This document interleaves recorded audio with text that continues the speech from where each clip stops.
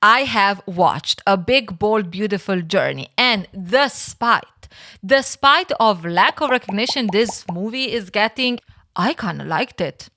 I know, I'm usually the judgy one and critical one. We have two people who are not the best in love. Just gave so easily. It's been a long time since I felt that anyone was worth the chase. And they need to face those self-sabotaging patterns that are actually making the whole thing a shit show until they come out better than ever on the other side.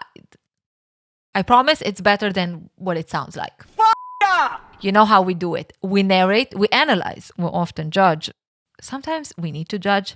And we do believe that we know better and would do better. Hopefully. David is gonna go to a wedding. He's going alone. And despite his parents clearly being like, oh my God, are you really gonna go alone to a wedding? And I'm also looking at the situation and I'm like, I don't know if I would like to go alone to a wedding. David is like, Mom, I'm more than okay. I'm fantastic. Never been happier. His dad, though, wants him to be a little bit more open. He's like, Davy boy. He's not like that. Great things happen when you open yourself to life. Not so great things happen when David approaches his car and it is clammed. But not to worry, there is a solution. Is it a sign from the life? From universe? It's a rental car company that is there to help you when you're in need. So Davy goes to the rental company and he is in a little bit of a pickle. You see, the doors are tricky. Damn it, sorry, I didn't. Rushed it. Try again. You need just the right timing, the right level of trust to open it. David. He enters the place and the weirdness just keeps getting weird. First of all, this whole setup feels like he is on stage auditioning for something, and there is also a headshot of himself on their table. Like, what in the stock rental car you're trying to trick me? You probably put the clamp on my car is going on here. That's what any normal person would think, right? Not Davy. The only thing he finds confusing is the fact that he's not an actor. I'm not an actor. Which to these two folks, the rental woman and the rental man, is kind of interesting because you're not an actor. Really? Really? Really? I think all of us tend to act a lot, David. Now, there is, for my astrology gigs, a planet that it's all about lessons that will whip you as many times as possible until you finally get it. And I should know, it's my ruling planet. Fun times. And it's also the car David will get from this rental place. Saturn. Those are the only cars Those you are the have? only fucking ones we need. The thing is, though, in order for this car to really work, to really keep you on track, David needs a GPS. People's phones crap out. They crap out on them all the time. But is this just a simple machine that keeps you on track? Or is it something else? Yes, it's something else, but we'll get to that. Patience. So he gets this car and he gets to the wedding venue. And what is that right behind him? The same freaking car. I guess two people are taking their Saturn journey. Wink, wink. Hey, single David. Hey, meet single Sarah. You should pair up. But this pairing doesn't go as planned. Do you want a drink? No. So the whole setup is that Sarah is this woman who doesn't have filter. She is blonde. No matter how this plays out, it probably ends in me hurting you. But at the same time, she is also flirting with David. So I bring out the tough side in you. All the good ones do. So we get this duality, right? You know, I'm a bad girl. You shouldn't come after me. But on the other hand, she's also like, do you want to come after me? I promise you, this movie gets better. Clearly, Sarah has her own act, her own performance. I believe I shouldn't get married. That's all I wanted, was to be a dad and be married. They don't really match, and he's not gonna chase her, right? He's just gonna watch her the whole night and then overthink and overanalyze why the F didn't he just go and dance with her? Now she's hooking up with another man and I'm alone here. Stupid, stupid, stupid. David is many of us. The overthinkers. I mean, the amount of fun I have when I'm not able to make decisions and then I overthink how I should do something differently. My journal is full. So after this unsuccessful night, him feeling like a failure because he didn't just go for it, he is back in the Saturn, and this time as he is driving, there's a little voice coming from the GPS. Do you want to go on a big, bold, beautiful journey? Now again, would I shut down the car and start running? Yes, I would. But David is more courageous. He's just a little bit suspicious. Is GPS talking to him? No, David, it's not GPS. It's life itself. And right now, it is asking him to take a chance, to, for the first time, do something that actually matters. None of this bullshit of we are just specks of dust in the universe. Does he want to go on a big, bold, beautiful journey? On the second thought, if a GPS in a car would ask me that, I would say yes. Like, who wouldn't say yes? Who wouldn't say yes to this magical, clearly creature that is inside my car and will probably take me to other multi-universes? Wasn't that what Marvel was preparing me for this whole time? First stop, you know how we do it. Getting some fast food. Because nothing screams like fun as Greece. Side note, I enjoy burgers, okay? I really, really enjoy burgers. But what's that across the joint? It is unbelievable.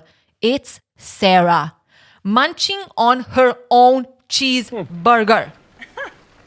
Now, if I go a little bit more detailed when it comes to the GPS, there is almost this call to surrender. What are you doing here? There's nothing magical about it when it comes to the two of them meeting, but what it does shows us that there is something that happens when you surrender, when you trust life a little bit. They finish the cheeseburger, they step out, and they kind of say goodbye to each other. But the second they do that, the pouring rain, it stops. And voila, they recognize that they both have the same car. And as they go to their cars to continue their alone journeys, the GPS, aka life, universe, whatever you want it, has different plans. Pick up Sarah. My car won't start. So from Saturn taking each one of them on their own journeys of lessons and maturity, breaking the patterns, maybe what's needed is for the two of them to face a journey or a path together. Maybe that's what this is all about. How can you learn from people that you meet? What kind of lessons will they trigger in you? And the first stop Sarah and David are brought to is a door in this luscious green forest. What's around there? Now, Sarah is a normal person. Sarah is looking at this door and she's like, the fuck? Is this a door into the world where I will have to fight monsters and witches? And maybe I'm not up for that. For David, though, it's pretty simple. We have to go through it. They enter through the door and it is magical. This stop is all about who David is. It's a lighthouse he used to visit when he was traveling alone. I travel alone all the time. Me too. Though being back in this lighthouse, looking out on the beautiful view that almost gives you a sense of endless possibility, David is deep. It's funny how the most beautiful places make you feel the most alone, you know? No matter where you go, you always end up at the top of something. You're looking at the view and you're supposed to have some kind of epiphany, or maybe you're searching for some kind of understanding of who you are, what all of this means. I mean, I felt personally attacked by this. Views be viewing, okay? That's why we always go on top and look down. The last time David was here, he felt nothing. Sarah is standing next to him and she asks him if this time anything is different. What about now? Now, there's a bunch of things that we learn from this first stop about David. His approach is from distance, right? He is observing. He is analyzing it. When it comes to him as a person and what he feels, there's emptiness there, right? There's nothing really that is moving him. He's searching for some kind of meaning that never really happens. And potentially that is the growth that David needs to experience.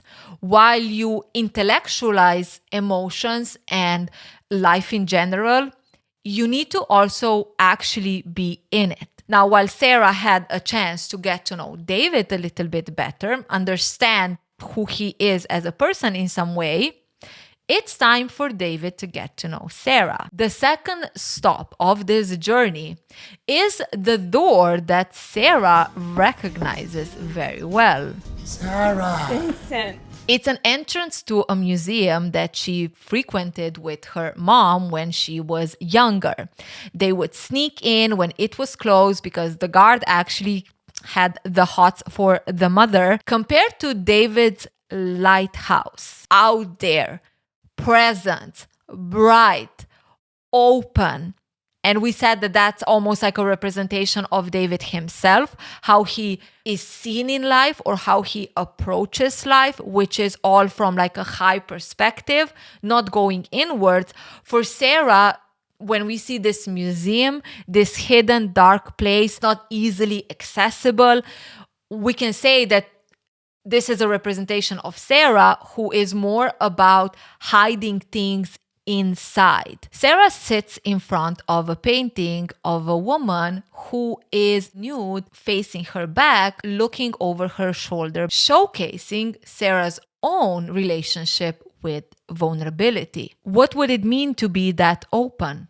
What would it mean to let someone see all of you? The second painting Sarah is looking at is a painting of two sisters. One is playing the piano and the other one is turning the pages. And as Sarah is looking at this painting, her eyes get teary. Message of selflessness. And what does that mean for Sarah? There's another painting in this museum. It's a painting of two people sitting on a chair, a man and a woman, but instead of their heads, we see like a streak of colors, almost like a colorful cloud going from one side to the other. Despite continuously kind of, setting this boundary of don't get too close, I will hurt you, this is not going to work. There is a chance that she actually wants this, craves this, but she doesn't know, will that mean that she needs to totally lose herself? My mom's dead. What? Sarah is opening up. Honestly, Sarah doesn't have a problem of opening up. She's very blunt. She's very upfront. But there's also a feeling of detachment, almost like it has nothing to do with her in some way. I think my dad's alive. I wish he were dead. And yes, we get the Sarah be having daddy issues. Now, this exchange between David and Sarah also reveal a lot about their communication style. You see, while Sarah is very blunt and almost kind of detached, David is someone who likes to, let's say, battle discomfort with a little bit of humor, a little bit of sarcasm. Well, my mom's alive. Dad, on the other hand. Dead? No, alive. Now, if we look at their journey together as two people meeting one another, the first thing is that this is the phase of the two of them getting to know each other and almost showcasing how they complement each other, or what could be the thing that attracts them to one another. If we say David's lighthouse was a representation of how he sees life and how he lives life, intellectualizing it, looking for meaning, Sarah being there, telling him, do you take it all in now, is someone who is showing him that maybe you should experience things. Maybe you should come down a little bit and try to feel the situation. On the other side, when it comes to who Sarah is, and if we say that her first stop was this heavy, deep, dark memory, let's say, David was acting almost as a little bit of a light in this scenario. And while that is good, right, in terms of complimenting each other, or when you meet someone, they teach you different things. I don't want this to come out as if someone is joking with you while you are trying to share with them something. Take a step back and kind of reevaluate. Like, there's a limit between I'm offering you something that is actually helpful to you and someone just not being able to be with you in that emotion. Yes, someone can show you things that you are not really aware, or things that you need to, let's say, quote, heal. But at the same time, you need to then figure out, okay, how do I actually heal this thing? And not how do I just develop dependency that this person will always bring that part that it's missing, which then turns into being with someone just because they bring you something, rather than who they are as a person, who you are as a person, and, wanting to share life together. So they're back in the car, and it is time for some truths, okay? It's time for the typical question. So, why you be single? And it's simple. It's because I cheat. Even when she doesn't want it, even when things are going fine, it's almost like there's part of her that just likes to be single, a part of her that doesn't want to give a shit about anyone, and eventually that part wins. It's just a little pickle Sarah finds herself in. Now, when it comes to David, the reason why he is still single is that he just hasn't found the right one yet. David, you've probably met the right one like 100 times already. Sarah is so over this freaking act David is putting on. Really. I just dropped a very bad thing about me. I told you that I'm literally a bad person, and you tell me that you're just too perfect and no one is right for you yet. Cut the crap, Davey. Not so fast though, Miss Sarah. Just because she doesn't like the answer doesn't mean it's not true. I mean, let's talk about how blunt and honest she is. It feels a little bit rehearsed, no? You've probably given the I cheat speech 1,000 times. If he knows something about men, that's probably something that makes them chase her even more, huh? Yeah, any truth to that? Sarah feels a little bit called out, but if we're doing the calling out shtick, what about his whole speech of the most beautiful places make you feel alone? Okay, Tony Robbins, let's calm down. So this is a moment where we see the two of them kind of being called out on their act, their performance. But at the same time, maybe it's the only truth that they actually believe about themselves. As much as the two of them believe that this is the truth, it also turned into their act. It also turned into their protectiveness to never truly face what are their beliefs and how are they hurting not only themselves but also people around them. And hurting they do, which we're gonna see later on in the journey. Because you know how it is. Usually the talk about the exes happens a little bit later, okay? Though here again, we have the point of attention. In real life, when someone tells you, I cheat, I'm selfish, and that's just it, right? There's no deeper conversation. There's no sense of, okay, but how are you working on that? And so on. You would park the car and you would step out, right? You would say, look, boo, you do you, okay? I'm not gonna stay here to figure out if maybe, just maybe, you're gonna do it differently with me, okay? At the same time, if someone is presenting themselves as not my fault, the fact that I'm single is just because I haven't found the right one, but I'm perfect, okay? Again, you would park the car and you would say, sweetie, dig deep, okay? And maybe back in the day, I would sit with you and we would dig deep together. But at certain point, you look at the situation and you're like, the fuck? I had to do my work, so have fun. When someone is being brutally honest with us and telling us who they are, the worst thing we can do is, but I'm gonna be the one who's gonna teach them and show them and it will be different, because that it's not in your control. The other person needs to want it. The other person needs to work for it. And they can ask you for help and understanding and so on, of course, in the limit of well-being, not just dragging you down and continuously just telling you to wait and hope and blah, blah, blah. But at the end of the day, it's their responsibility. But this is a movie, so we continue the journey, okay? And we get to know a little bit more about David's first love experience and what many would say, the one that sets you up for life. No, wait. What? High school. It's okay. We'll find out. So we learned that at 15 years old, David expressed his love to his classmate, Cheryl, and she rejected him. And this was the most devastating thing David has experienced. It crushed his world. And being again in this space, well, what if he has a second chance? It's a little bit weird because Sarah is standing next to him and she's like, you know that she's gonna reject you. Maybe she will. She won't.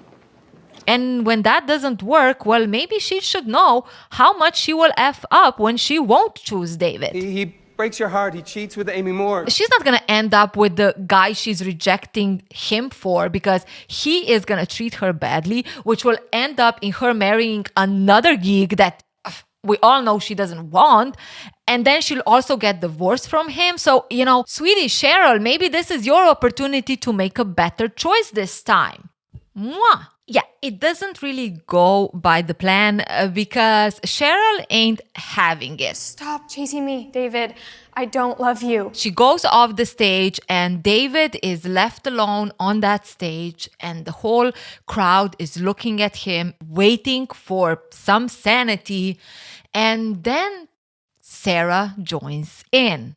I wonder if we take the same bus. Sarah offers the support to David in that moment of humiliation, and they kind of go together hand in hand, singing and being happy.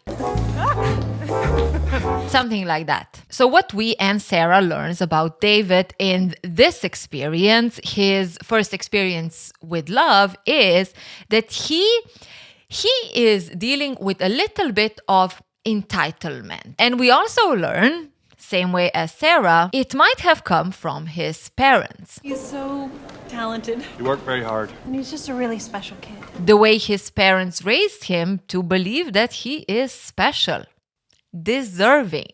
Even the fact that he is back in this memory and he does the same thing, only this time he wants to even prove to Cheryl that he is the better choice. We can see how for David, it went from actually loving someone and letting them decide if they love you back or not, to him needing to be the chosen one, which has nothing to do with love, but simple validation. After this experience, they are back in the car and we can see that there is this moment of genuine connection. High school's really fucking important to dorks like us. The fact that Sarah learned a little bit more about David and how his teenage years or high school impacted him made her feel like she can relate to him more. And that's something that I said it many times is one of the pillars when it comes to building a relationship. What do we share? Sarah recognizes that David seemed a little bit different back then. Very heart on his sleeve. Well, yeah, you know how it is. Back then, David thought that everything will work out for him, right? He'll get what he wants and he'll be happy. Because you're so special. Did you hear that? Yep, that's the thing. Parents sometimes be doing a number on you, huh? If David would have a chance to ever go back and talk to him, his younger version, he would say, David, sweetie, get yourself together. You are not special. It sets you up for a spectacular fall. Because if I'm special and all I need is to work hard to get what I want, but that doesn't actually happen, in this case, David actually isn't chosen, then the only thing that he can get from it is that there's something wrong with him, that he is not special, he's not worthy. The tone shifts a little bit, and Sarah wants to know, what is it that he wants? Is he still chasing Cheryls of the world? And no, he isn't, because it's been some time since he actually saw anyone worth the chase. Are you chasing me? Sarah starts to be a little bit almost anxious, almost panicking. This is not what she wants. if he's chasing her, he should stop because all she will do is disappoint I'm just him. going to end up disappointing you like everyone else has, so you should just stop. And boom. The car stops and they are suddenly in the picture that they saw at the beginning in the museum.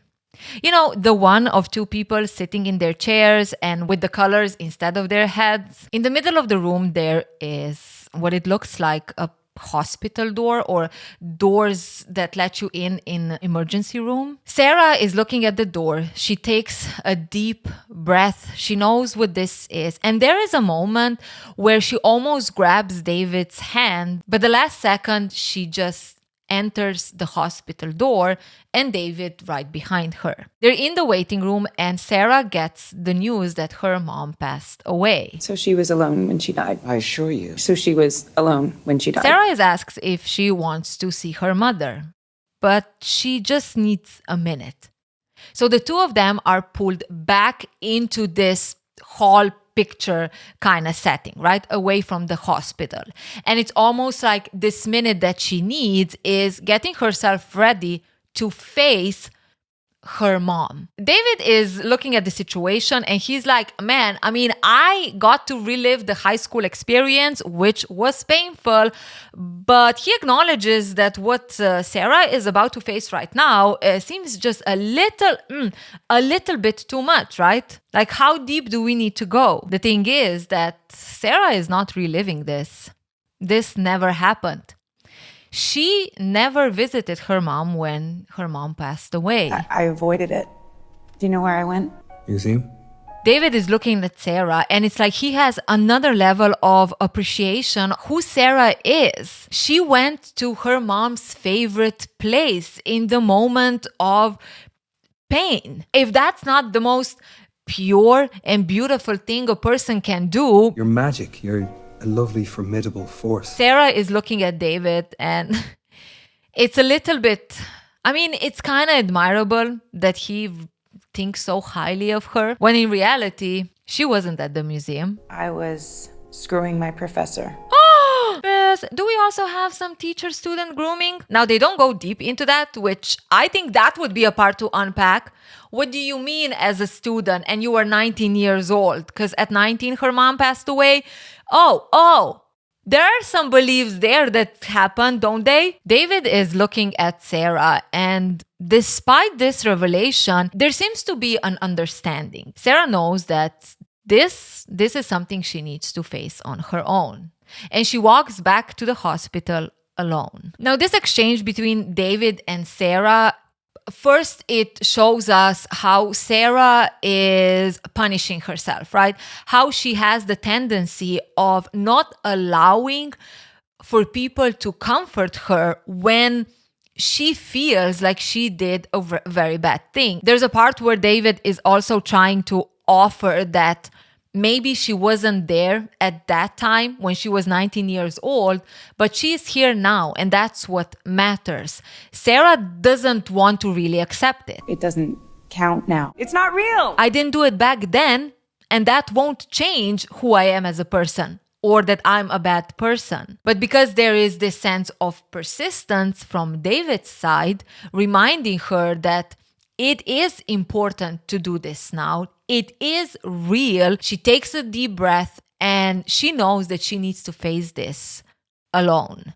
So we could see how in this moment, they're kind of showing us that sometimes you don't want to face certain things, certain pain, the guilt that you're carrying, and the other person could act as almost like a little push, I guess, or not so much push, but that safety that you can do this. And in this case, it's beautifully shown how Sarah is being supported by David in this case, and then she faces it herself. So as Sarah is facing her mom's death or the guilt she's carrying around, her mom being alone at the end, we get to also see how Sarah's mom and parents impacted her views of life and love. She recalls a memory when, after a swim practice, she wanted to watch TV and eat mashed potatoes at home.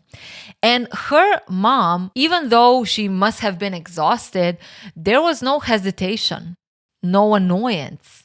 She just simply said, "Of course, sweetheart." You are never going to say no. And that's the thing about her mom. She always just gave. So easily. And now we see that Sarah developed a certain resentment about how her mom was, especially when it comes to her selflessness, being very caring, giving.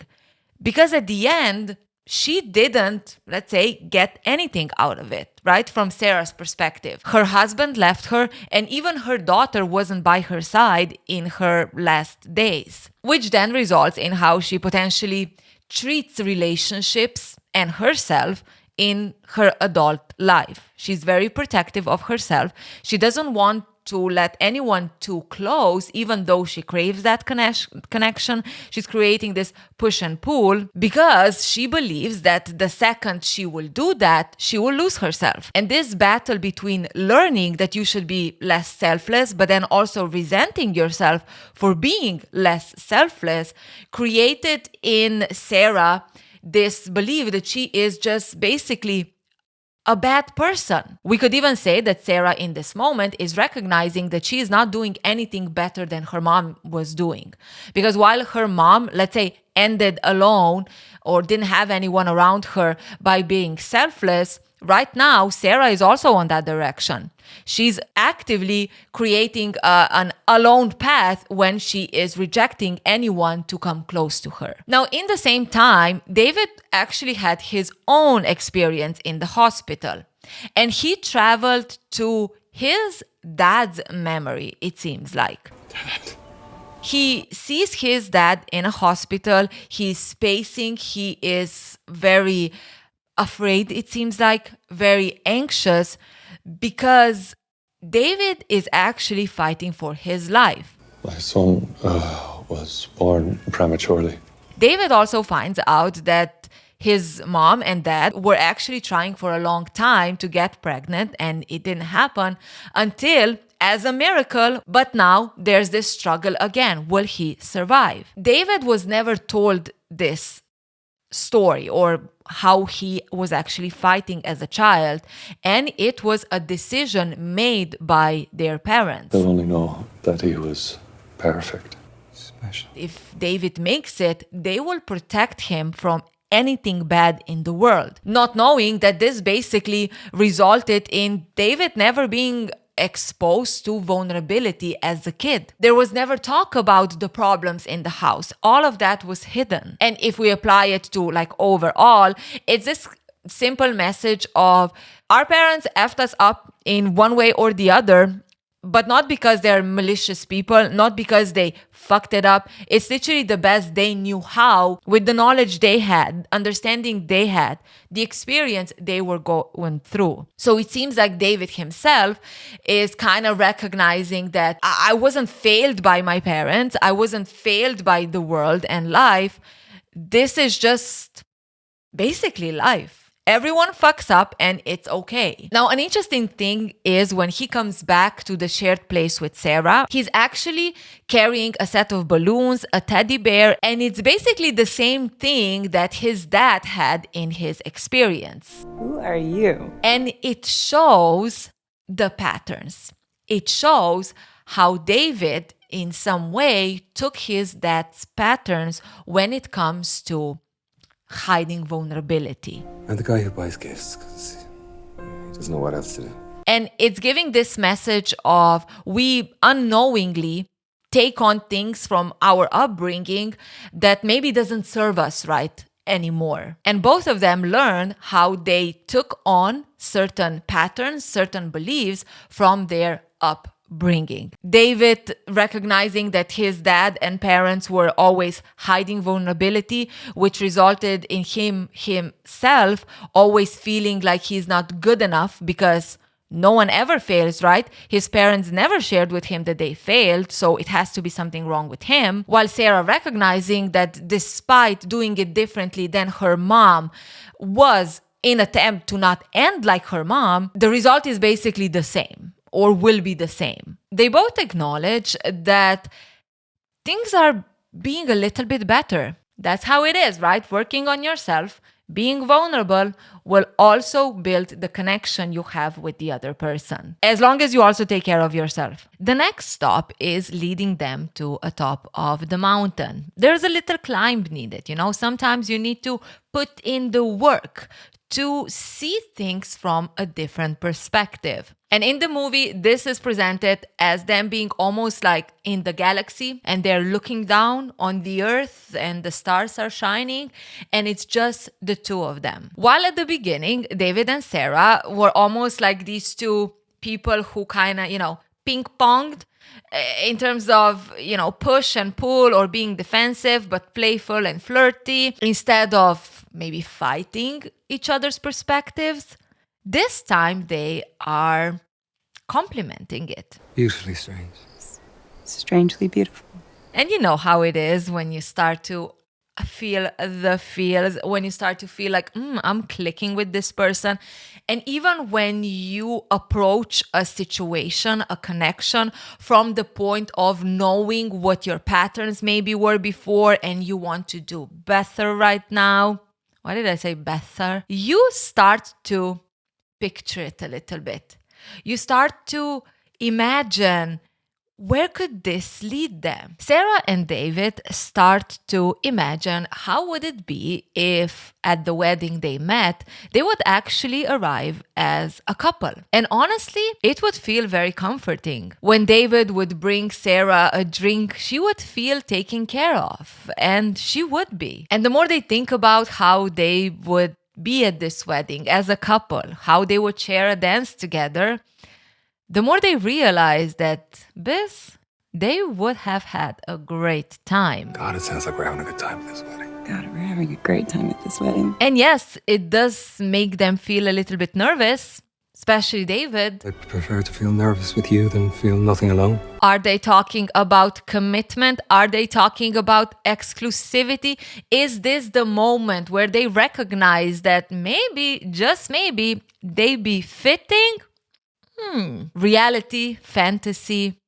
When does one become the other? Because as much as we are like, oh my God, I totally get myself, it's my parents' fault, clearly, could be just surface level scratching. And you need to go a little bit deeper. And deeper they will go. Facing the freaking axis. Sarah and David are sitting in the freaking Saturn.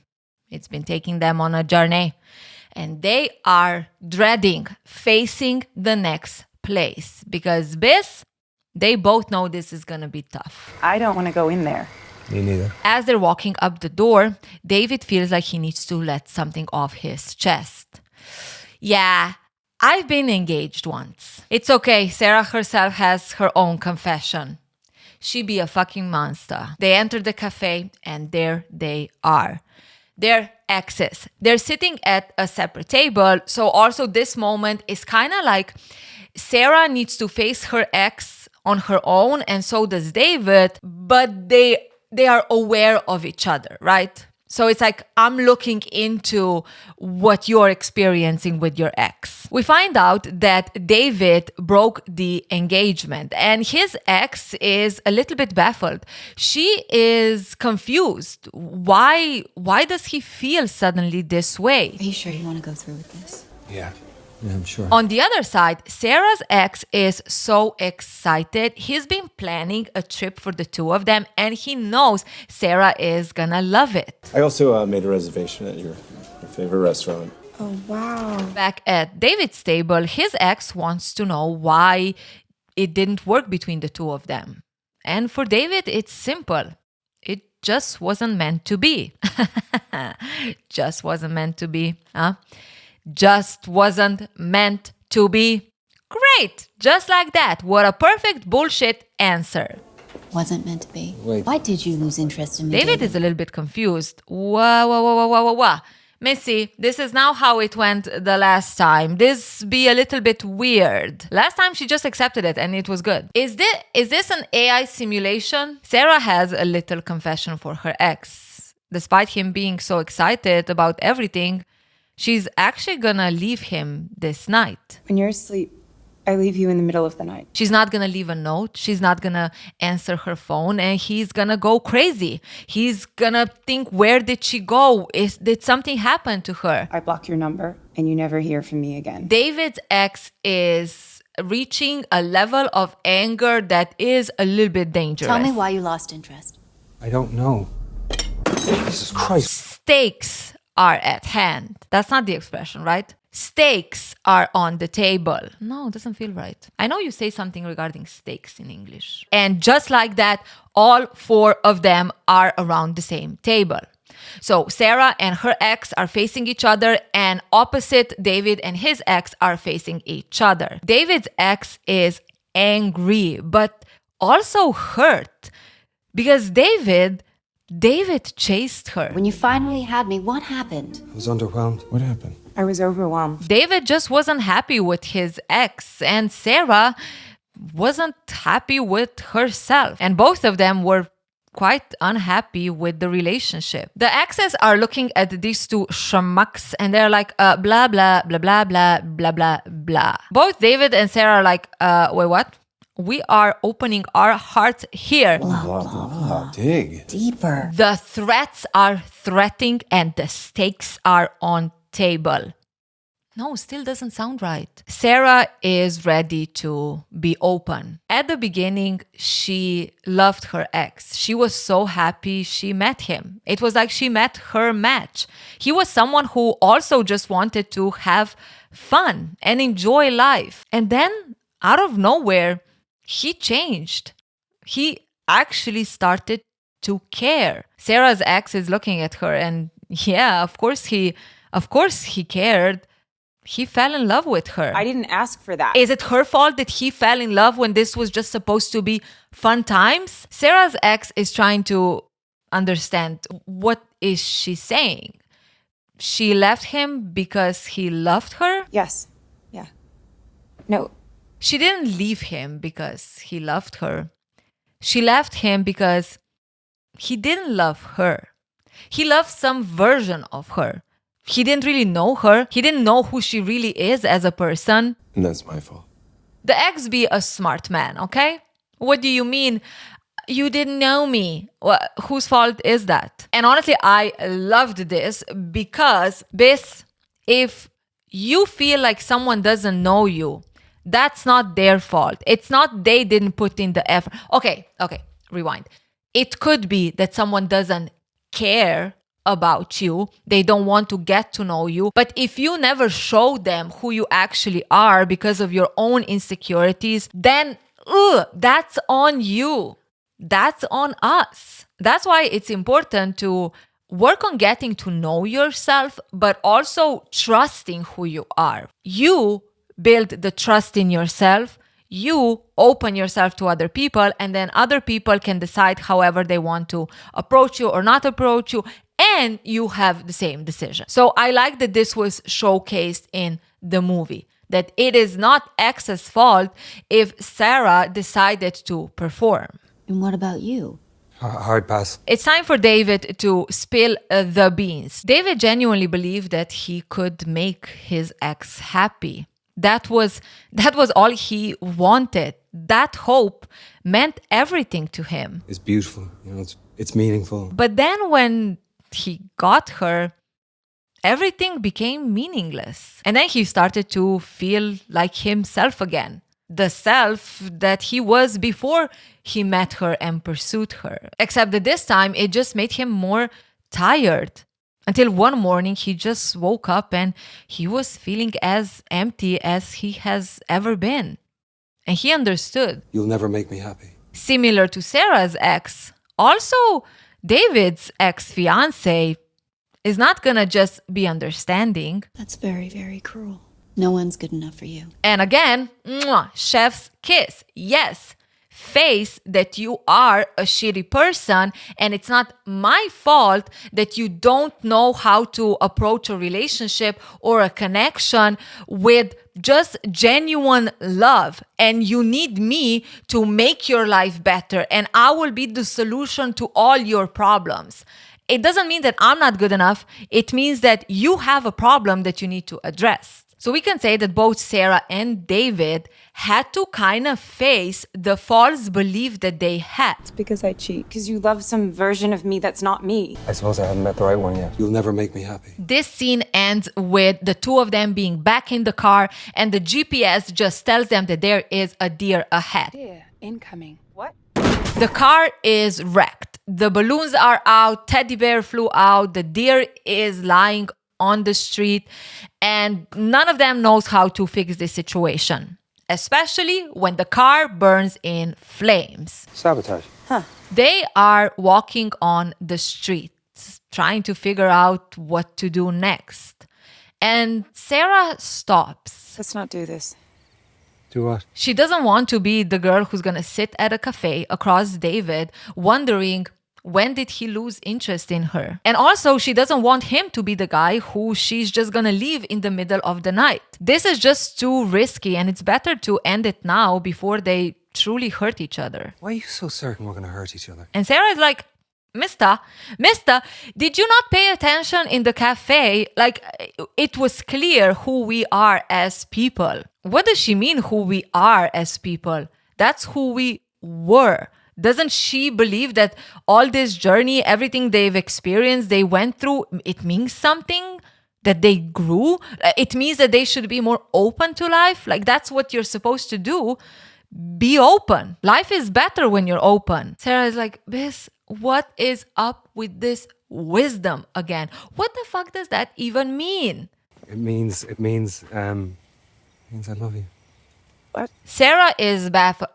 What do you mean you love me? You do not know me. David is persistent. He knows her. This meant something.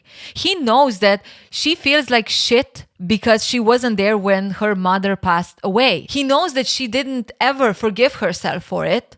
He also knows that she cheats just so she doesn't get hurt. And he knows that when she leaves, it's because she feels loved too much. I see you. Sarah is emotional, and David, he loves her.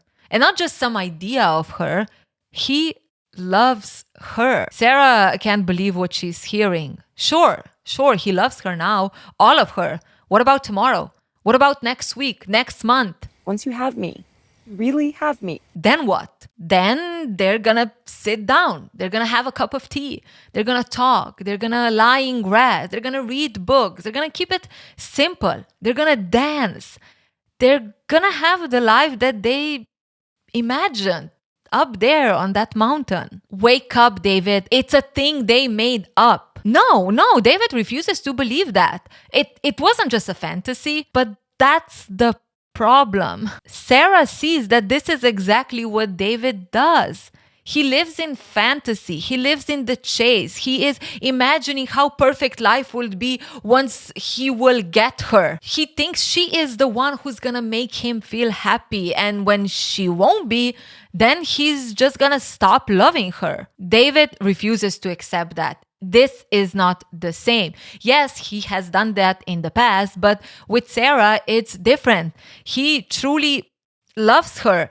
This is not just some distraction to not face his bullshit. It's different this time. Because this time, it's not even about being happy. It's about believing for the first time, maybe in a long time.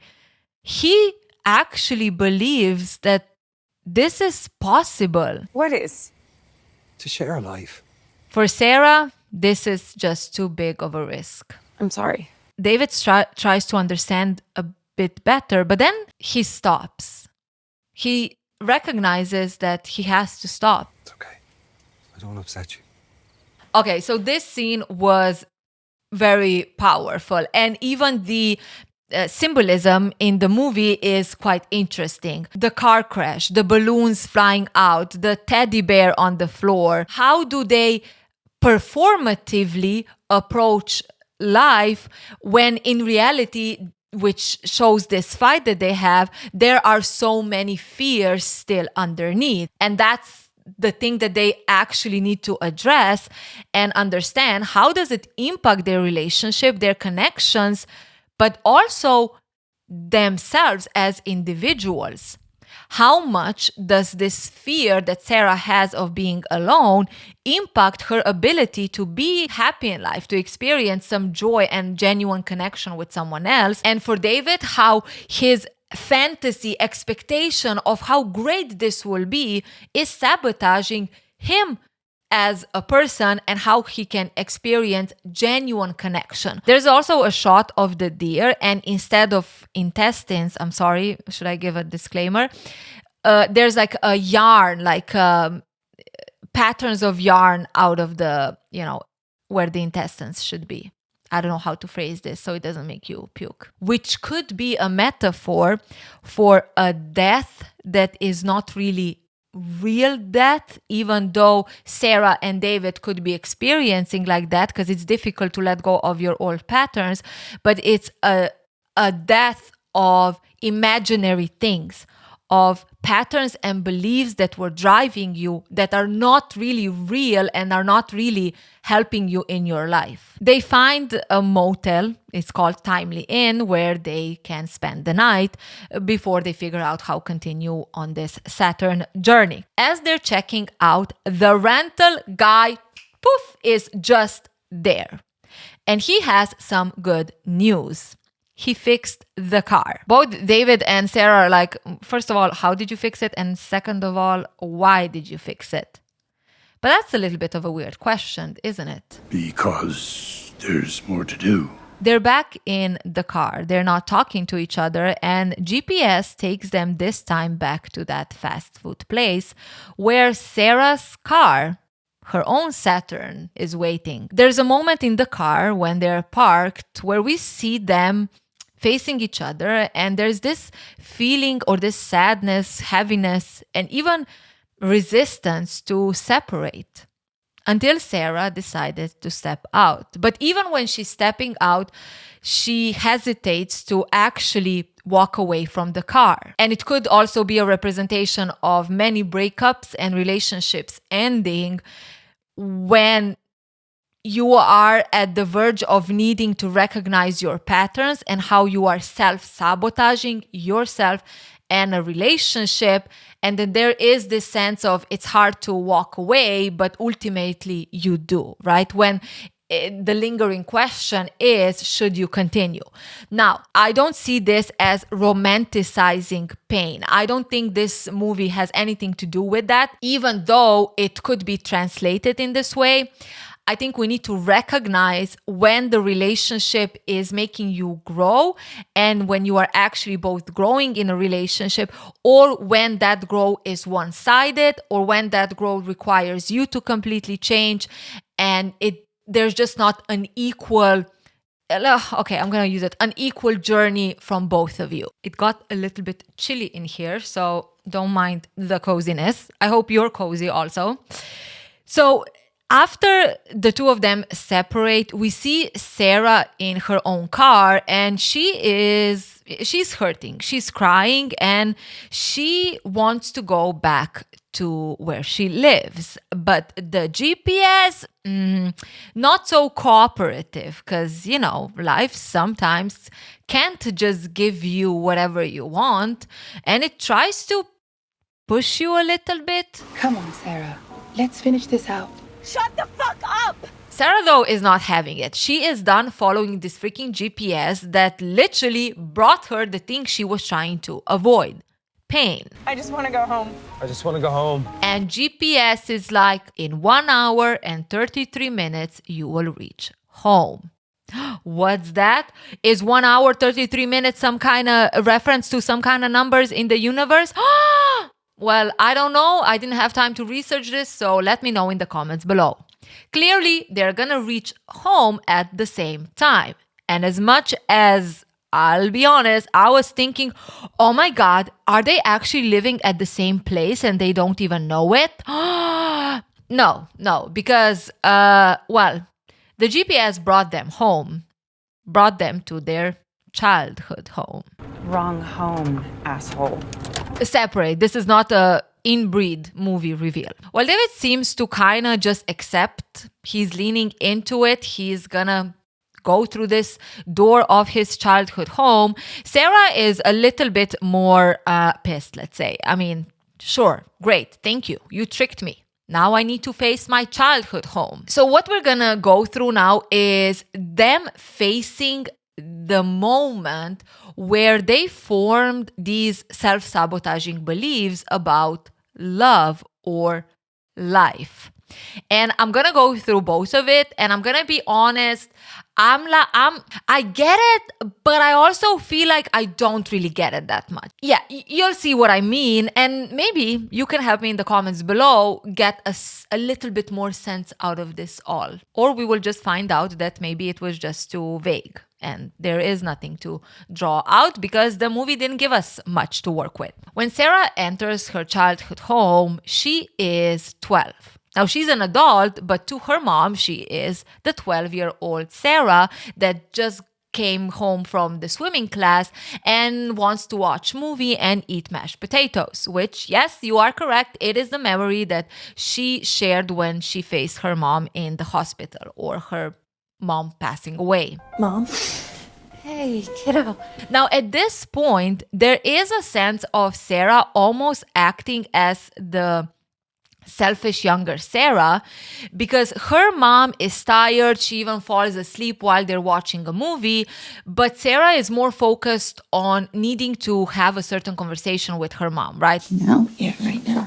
Even me watching it, it did feel a little bit, woman, can you let the mother sleep? She is tired. Sarah wants to pretend that her and her mom are adults. Sarah tells her mom that she is bad with men. And honestly, so is her mom. She doesn't know why. Oh, I wish I knew. It's okay.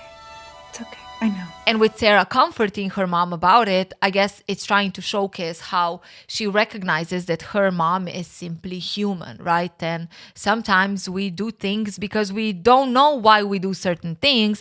And maybe Sarah in some way has an option with this experience to learn how she can do better for herself. We see them now lying in bed facing each other, and they are still playing this game of pretend that they are both adults. And Sarah shares with her mom that she is afraid she's not gonna be a good adult, which is basically what she feels about herself as an adult. She says it repeatedly that she's a selfish person, a bad person, and so on, right? So it's almost like she's now confessing this to her mom. And her mom tells her that it's a choice. It's a choice to be content in life, and Sarah can be that. Sarah is a little bit confused. Isn't it all about being happy? According to her mom, you can drive yourself crazy trying to be happy. First, be content.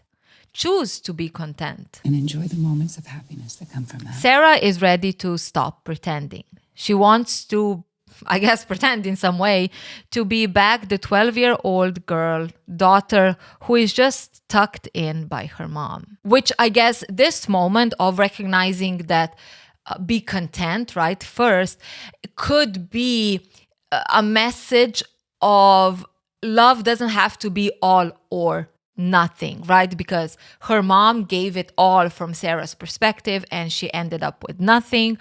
And on the opposite side, Sarah took that and then developed in not giving anything, but also ended up with nothing. So I guess her mom is offering this message of stability, middle ground, trust, develop something with someone else and go from there. When it comes to David enters his childhood home and he is his dad. Yeah, you're his dad, and he needs you right now. That awful girl crushed him. His mom greets him as a hubby, and it is a little bit weird. It's weird for David, and it's weird for us watching. Why would you choose this? But that's what David needs to rewrite. The experience he had that fateful night as the young David when he got rejected by Cheryl. David is on the couch weeping, right? Tears coming down. He is a real emo kid. And David feels a little bit like, Jesus Christ, pathetic. but as much as Big Davy wants to walk out and not face this cringe, little Davy calls him back in. Dad, Are you disappointed in me? David looks at his younger self, and honestly, it feels like he's a little bit uncomfortable, but he has some encouraging words. He's sorry that David feels this way. It sucks. David now wants to talk with his dad about the time when he was 11 and their mom left them. He remembers he heard his dad crying in his room, sobbing. He tells him that he wanted to comfort him, but he didn't really know what to do. He was Scared.